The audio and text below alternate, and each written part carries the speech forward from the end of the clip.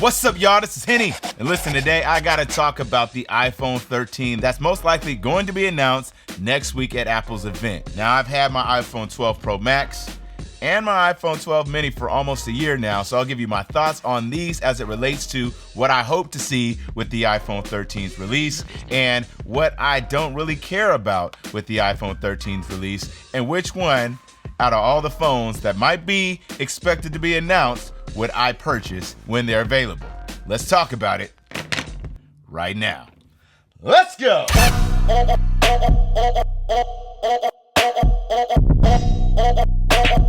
The business.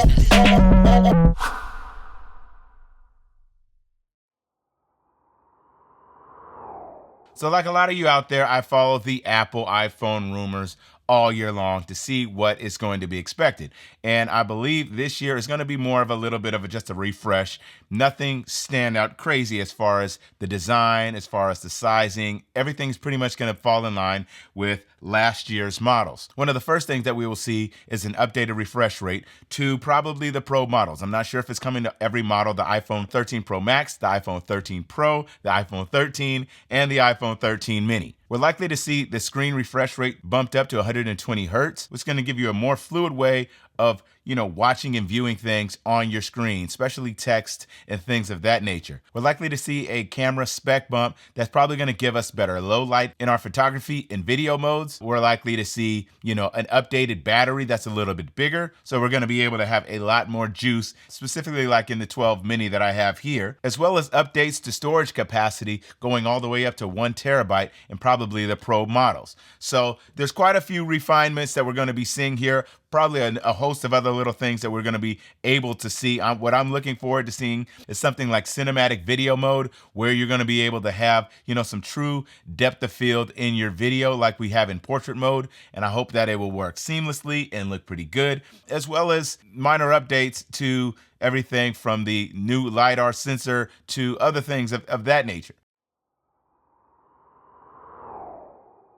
But I want to talk about these two models and why it was so hard for me to pick a model last year and what's going to be very hard for a lot of us this year. The fact that we get in 4 models, right? We're getting the Pro Max, we're getting the Pro, we're getting the 13, standard version, and a mini size.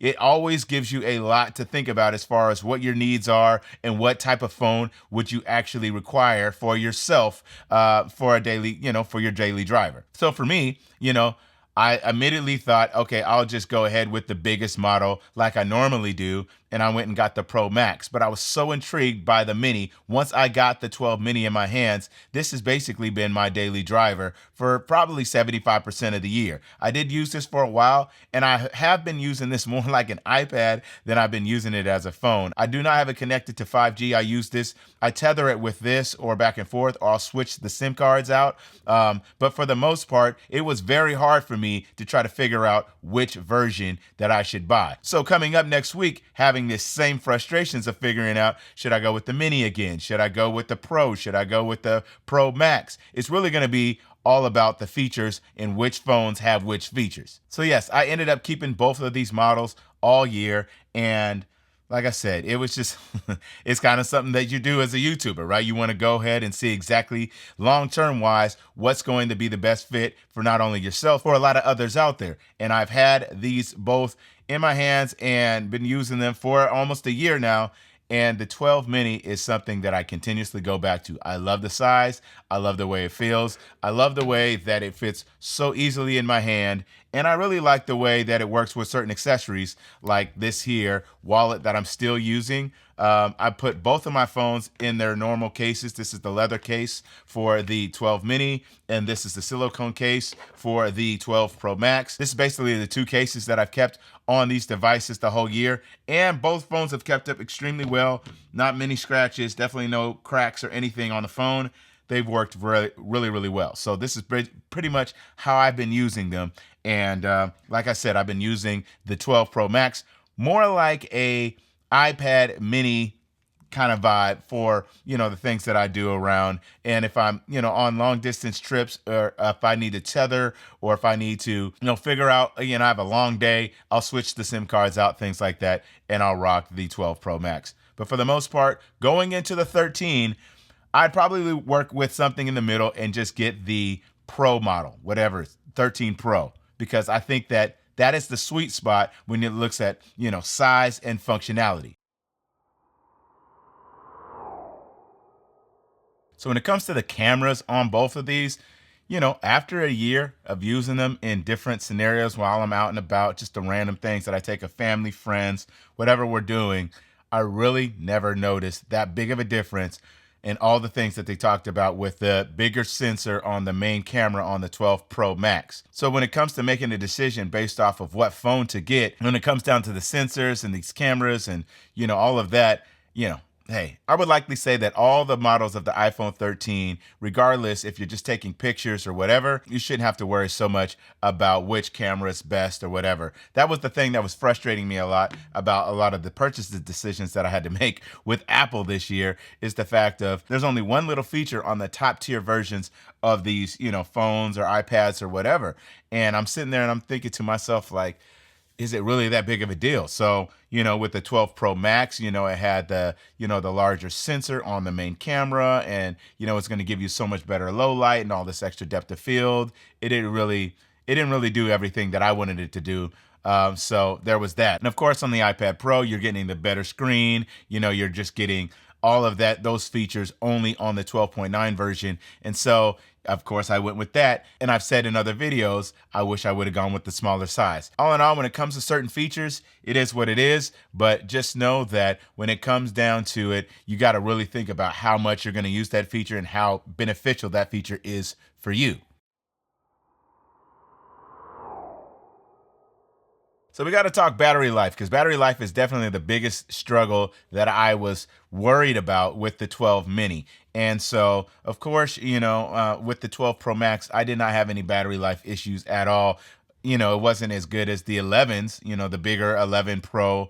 Was it 11 Pro Max? Something like that. But I mean, it definitely held its own within a day. You can charge it up and it's fine. Now the 12 mini, and the way that I use my phones, and I'm pretty much like a power user, it was a struggle, and I constantly had to figure out what was the best way to use it. And so, there's a lot of options now. I tried the Apple battery case. I just didn't care for it because I already had this Anchor case. And so I've been using this Anchor case with my 12 mini since I got it a couple months ago, and it's worked extremely well. It's small. It's has the capacity that I need. And if I want faster speeds, I can just use this Lightning to USB Type-C little cable, plug it in, and it's going to give me even faster speeds than the wireless version. And of course, it still is, using its magnets. So with these two things, the Anchor battery and this little cable, have made it extremely easy for me to go all day, still be a power user, and just keep it in a sling bag or something like that, maybe even a back pocket,